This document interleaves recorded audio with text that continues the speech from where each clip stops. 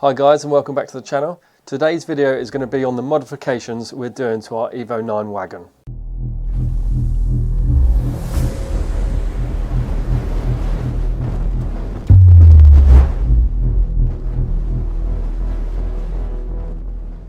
So the plan for the car is a 400 horsepower package.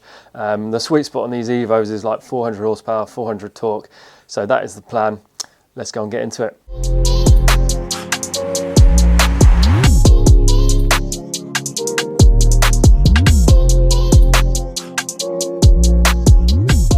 The car is in for its first initial piece of work, which is basically the maintenance side of things as well. So it needs a service, needs a cam belt, so we can start fresh.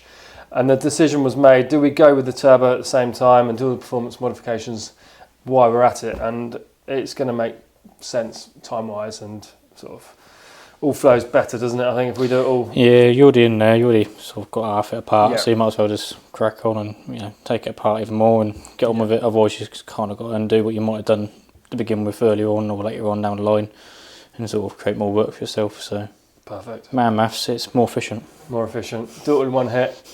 Do what we want to do. In the end goal was always to do this sort of 400 horsepower plus on the wagon. So yeah, we've got some time in the diary now, so we're going to get into it. It's going to be probably 3 days work potentially to do all the mechanical stuff. Yeah. So what have we got then, Josh? What are we working with? So what we got? Well, first thing I'll be doing is obviously servicing the cam belt. Halfway through, well, with doing the cam belt, I'll be dropping the rad out because I've got to do the turbo now. So we're going to stay with stock manifold. Yours being the Wagon, it's got no secondary air system, so the manifold's got no SAS pipes going to it, which is quite nice.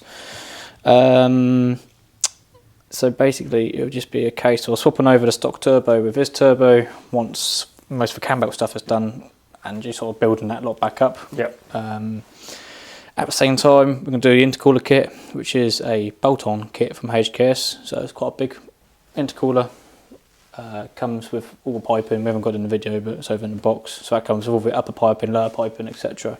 So that'll help with mainly air temps and a little bit of flow where there's a bit of restriction on stock setups, i.e. like with the J pipes that come out. Yep. So we've got one here.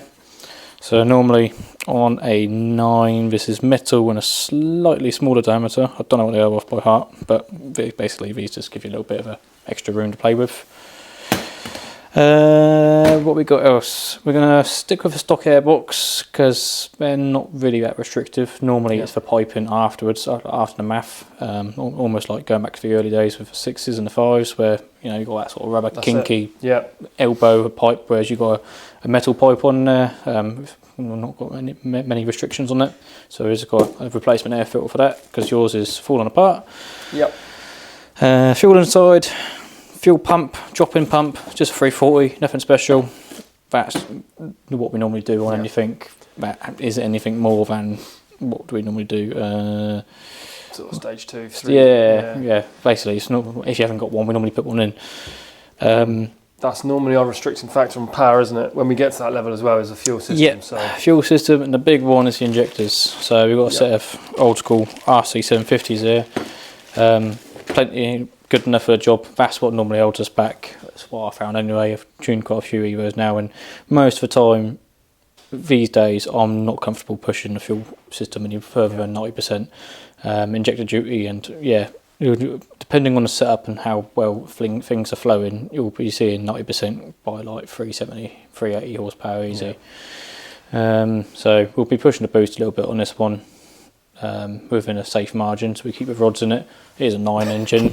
Yeah, please get the rods in it. It is a 9 engine, so it is pretty much the strongest one of a lot. But you've still got to be considerate.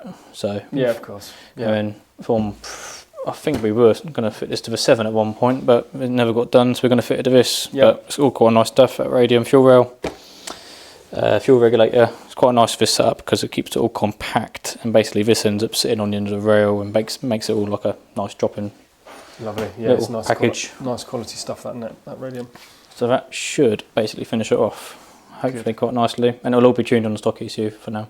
Perfect. Don't know what will happen down the line, but yeah, we'll see how it feels after we've got the 400 plus horsepower. I think it's gonna be a great package. Nice bolt-on parts here. Like I say, we've got them all ready to go, so we might as well get into it. So we're just under the engine bay, we're just getting into the job. We're just trying to work out if the car has actually been tuned before. Looking at the modifications it's got, it doesn't look like it's got any sort of boost control, aftermarket boost control on it, but there is a few things that are aftermarket. It's got a hard pipe from the turbo to the airbox. It's got a turbo elbow on it and a down pipe. And it's also got, it had this HKS panel filter, which you touch it and it literally falls apart. It looks like it's made of chocolate. And some of it was actually missing, so hopefully that's not in the turbo, but lucky we checked that, and lucky we're actually servicing it, because that will obviously get changed. But apart from that, the rest of the car looks pretty standard under the engine bay. So we have driven it, it feels relatively standard, 280 horsepower from stock, so looking to enhance it somewhat, so it should have another 150 horsepower from where we are now. So in a few days time we should be nearly there.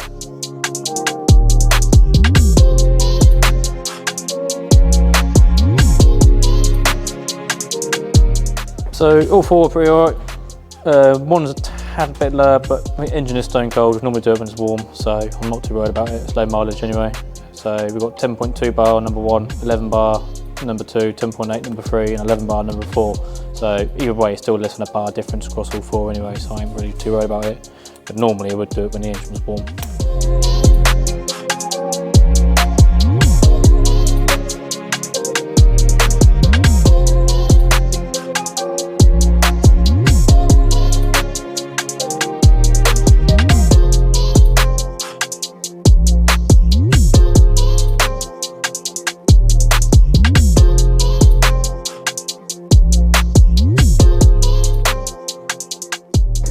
Right guys, so in my hands here we've got a new clutch for the Wagon. We've done videos of these before, I believe, in the past, or I think Chris might have done one. Basically we've only fitted one so far, so we're going to fit another one now. So it's a uni clutch, bit of a new product to the market from what I understand. Basically it's a universal clutch which has this like adapted plate which allows you to bolt it into many different applications. With the EVOs you only get a choice of one style of clutch, which is their track clutch. I can't remember what the specs are off the top of my head, but they're twin plate, and I was actually quite impressed when I fitted it. I fitted one to an EVO 6 and yeah, the pedal felt quite nice and wasn't noisy at all, so it's a good option as well and seems to hold the power right. Anyhow, that's what we're going to bolt into this Wagon, and that's what it looks like all built up. So this normally comes as a separate piece in this box here, and then this back plate is the adapter. As you can see, it's got many different holes in it, and then you just search up your specific instructions for your vehicle and it'll tell you what spaces, what shims, etc. to use. And basically in here you can see you've got a couple of spaces here. It tells you to use these, I think they're 18mm spacers with a 5mm spacer here, and then a 1mm spacer on the behind here for memory, and then you've got your Allen's, countersunk Allens that go in here, which bolt this plate to here. Next step for me is to bolt this to the OEM flywheel, which is still on the car, which is quite nice, so you don't have to replace a flywheel. The only reason you would have to replace a flywheel if you were going to this clutch is if it was severely warped or if the ring gear had gone, so where your starter and motor engages. So next up I'm going to bolt this on and then we'll put the gearbox back in.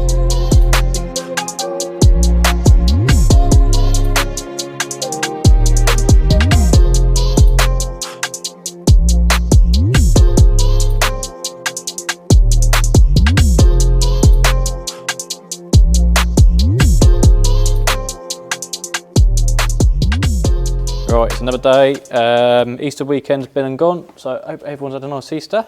I'm back onto this, done the fuel rail now and the injectors, etc. Cams are in, so they're a set of Kelford drop-ins. Don't know how much we went through that or not, like a 264. And the cam belt is now done, so that was a bit of a given, but like, you've got to take the cam belt off to the cams anyway, but it needed a cam belt because of the age of the car and not knowing it, and it's fresh into the country. So next up is I'm doing the turbo manifold, etc. That's in there ready to go back together. I'm sure you'll get some snippets as I'm doing it. And at the same time I've bolted the intercooler on. So this is a little scratch and dent special we've got going on here, a HKS intercooler kit. Been upstairs for a couple of years now I think, so we're putting some use to it. Come off another customer's car, and yeah, we're going to give it a run. Once the turbo's on, obviously finish off the intercooler kit. I've got to put the bumper back on, etc. Might be a slight bit of trimming for the core. Fuel pump, got to do a boost solenoid and some vac plumbing for that. But apart from that, yeah, we're getting close now.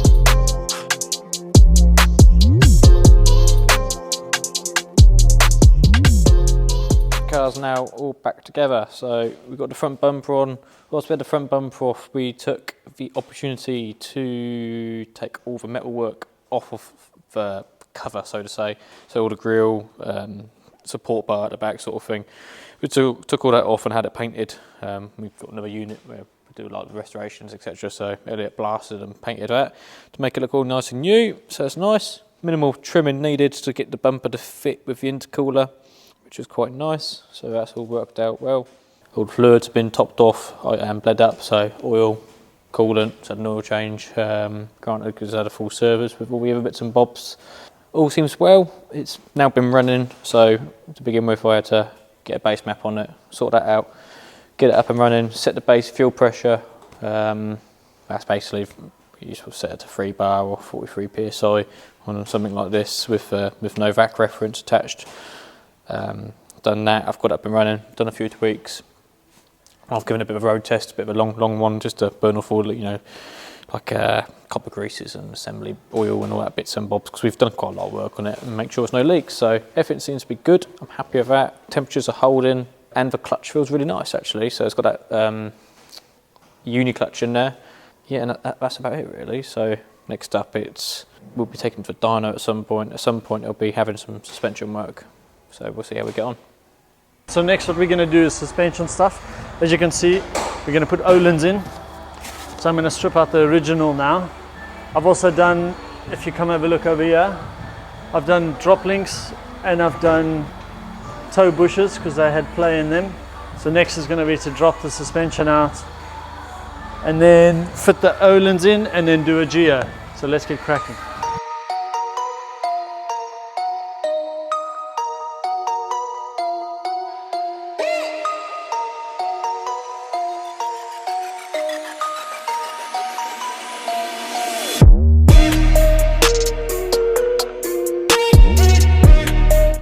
Alright, rear O-lins are in now, so let's move on to the front.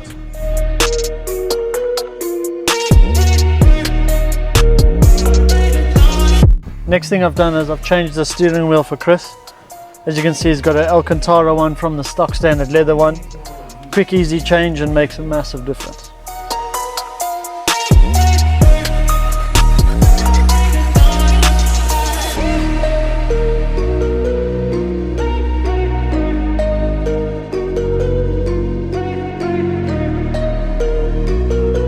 Okay, so next is geo.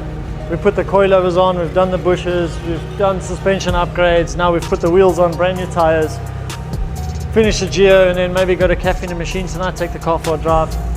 And then yeah, I'm sure Chris has got a few more bits to do on the tuning and so on, so yeah, stay tuned.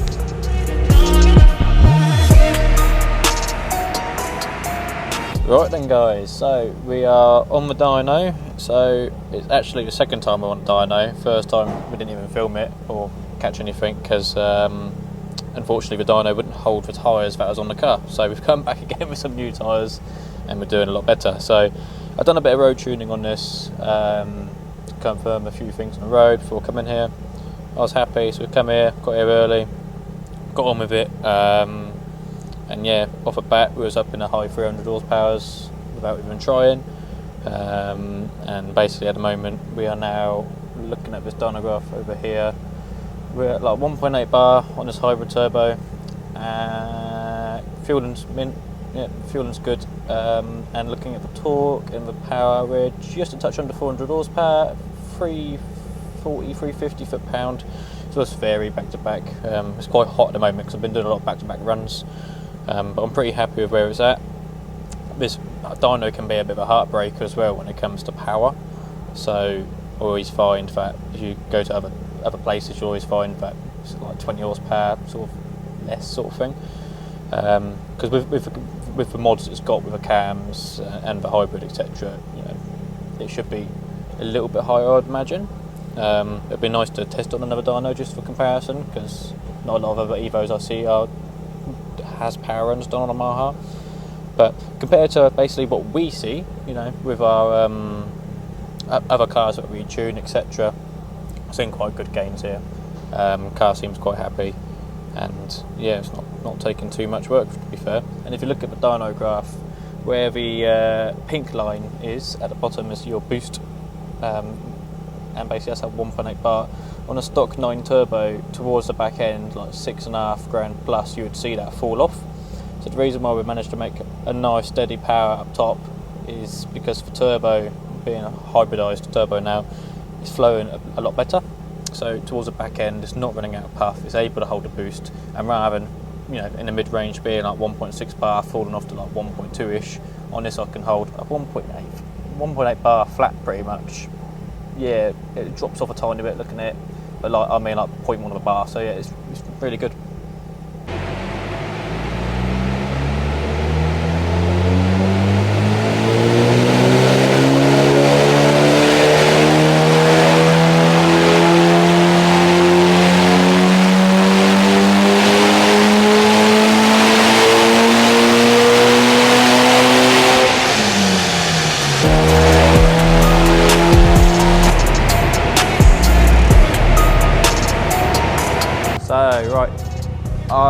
We are now going to go, well, I'm going to let the fan run, just to let it cool off, because I've done a lot of back-to-back runs, and basically do a final run.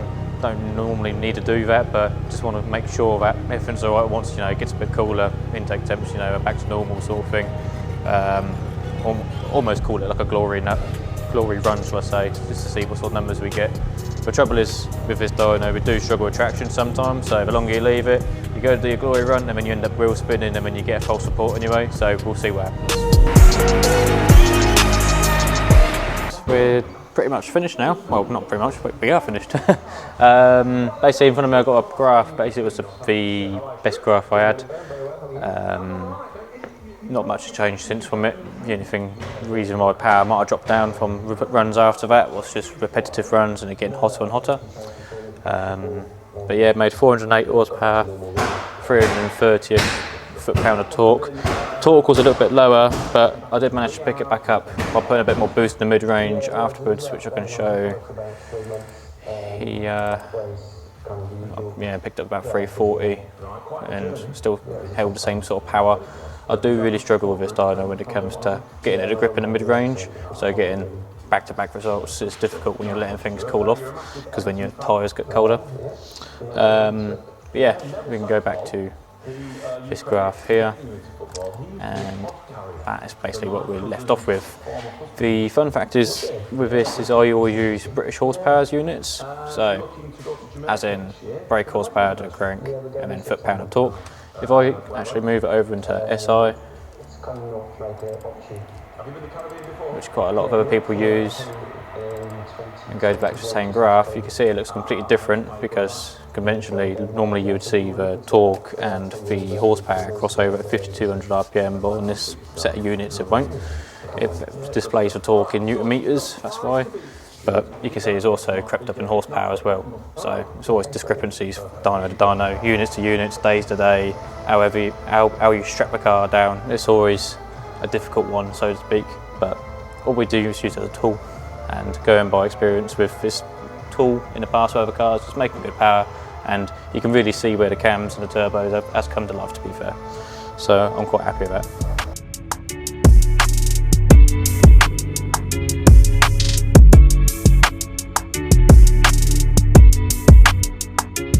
Okay, so now all the modifications are complete on the car.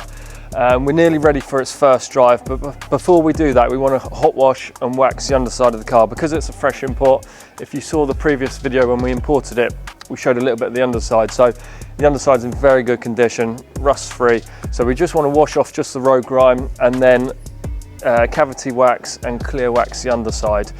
Also, we've got like the new Olin suspension on there as well, so we'll give them a wax to stop any sort of corrosion on those, and then yeah, give the underbody a good coating, and then it's ready for its first drive.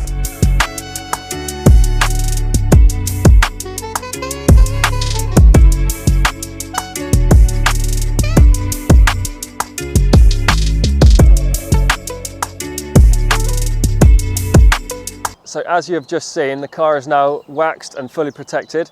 So I think the car is now complete, really. We've got the car back on the road. We're looking forward to its first drive, but quick recap on what we've done. So we've obviously done the tuning modifications, so we've actually achieved what we set out to do. We were after that magic 400 number, and yep, we've got 408 horsepower, which is perfect. Plenty for a standard engine. So the tuning all went well, and then while we were at it, we did a few cosmetic modifications. As we had the front bumper off, you saw, we had the grills done, put a rally out front splitter on it. We've also changed the wheels and tyres. I had these Speedline Torinis set aside for the car for now, so we've put some new Yokohama tyres on it because we actually struggled for grip on the last ones on the dyno. So yeah, the car's really ready to go. The suspension's all set up. We've adjusted the ride height a couple of times just to make it a little bit lower than standard, but not too aggressive because we've got a bit of a road trip coming up. So really looking forward to taking this car on the road. I've done a little road test, but we're actually going to be doing its first proper drive tonight, where we're heading off to the Nürburgring. So yeah, stay tuned. We'll do a video on the first drive, and we'll also cover the Nürburgring trip.